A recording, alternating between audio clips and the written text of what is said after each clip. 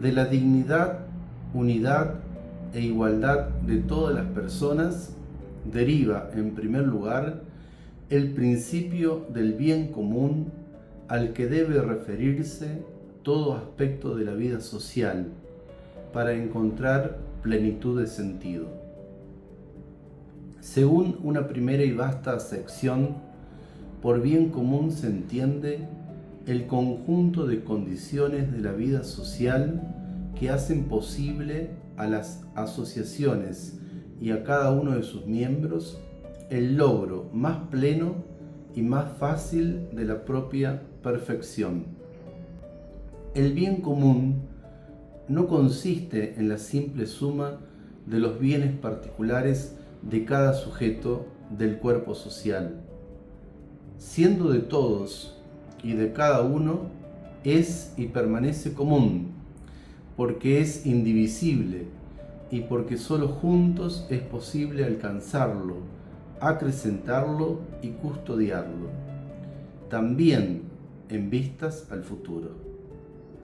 Como la actual moral del individuo se realiza en el cumplimiento del bien, así el actuar social alcanza su plenitud en la realización del bien común. El bien común se puede considerar como la dimensión social y comunitaria del bien social. Una sociedad que en todos sus niveles quiere positivamente estar al servicio del ser humano es aquella que se propone como meta prioritaria el bien común, en cuanto bien de todos los hombres y de todo el hombre. La persona no puede encontrar realización solo en sí misma, es decir, prescindir de su ser con y para los demás. Esta verdad le impone no una simple convivencia en los diversos niveles de la vida social y relacional, sino también la búsqueda incesante, de manera práctica y no solo ideal, del bien, es decir, del sentido y de la verdad que se encuentran en las formas de vida social existentes.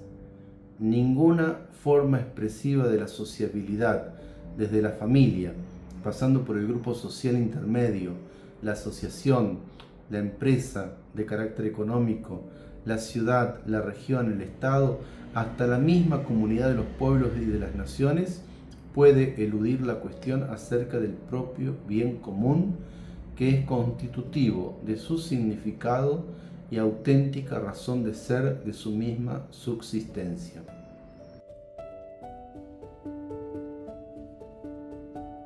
Las exigencias del bien común derivan de las condiciones sociales de cada época y están estrechamente vinculadas al respeto y a la promoción integral de la persona y de sus derechos fundamentales. Tales exigencias atañen ante todo al compromiso por la paz, a la correcta organización de los poderes del Estado, a un sólido ordenamiento jurídico, a la salvaguardia del ambiente, a la prestación de los servicios esenciales para las personas, algunos de los cuales son al mismo tiempo derechos del hombre: alimentación, habitación, trabajo, educación, acceso a la cultura, transporte, salud, libre circulación de las informaciones y tutela de la libertad religiosa. Sin olvidar la contribución que cada nación tiene el deber de dar para establecer una verdadera cooperación internacional en vistas del bien común de la humanidad entera, teniendo en mente también las futuras generaciones. El bien común es un deber de todos los miembros de la sociedad. Ninguno está exento de colaborar según las propias capacidades en su consecución y desarrollo. El bien común exige ser servido plenamente, no según visiones reductivas subordinadas a las ventajas que cada uno puede obtener, sino en base a una lógica que asume en toda su amplitud la correlativa responsabilidad. El bien común corresponde a las inclinaciones más elevadas del hombre, pero es un bien arduo de alcanzar, porque exige la capacidad y la búsqueda constante del bien de los demás, como si fuese el bien propio. Todos tienen también el derecho a gozar de las condiciones de la vida social que resultan de la búsqueda del bien común. Sigue siendo actual la enseñanza de Pío XI, que dice: es necesario que la partición de los bienes creados se revoque y se ajuste a las normas del bien común o de la justicia social, pues cualquier persona sensata ve cuán gravísimo trastorno acarrea consigo esta enorme diferencia actual entre unos pocos cargados de fabulosas riquezas y la incontable multitud de los necesitados.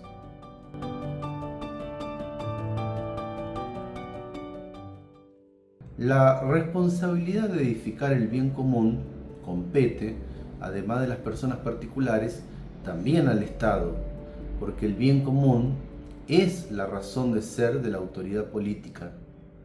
El Estado, en efecto, debe garantizar cohesión, unidad y organización a la sociedad civil de la que es expresión, de modo que se pueda lograr el bien común con la contribución de todos los ciudadanos. La persona concreta, la familia, los cuerpos intermedios no están en condiciones de alcanzar por sí mismos su pleno desarrollo. De ahí deriva la necesidad de las instituciones políticas, cuya finalidad es hacer accesibles a las personas de los bienes necesarios, materiales, culturales, morales, espirituales, para gozar de una vida auténticamente humana. El fin de la vida social es el bien común históricamente realizable. Para asegurar el bien común, el gobierno de cada país tiene el deber específico de armonizar con justicia los diversos intereses sectoriales. La correcta conciliación de los bienes particulares de grupos y de individuos es una de las funciones más delicadas del poder público.